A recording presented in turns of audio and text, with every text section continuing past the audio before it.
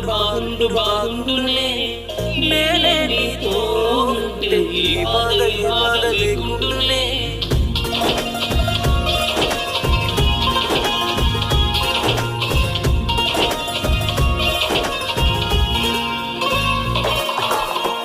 ఆనాటి నవ్వులు నీ పెదవుల్లో లేవులే, ఆనాటి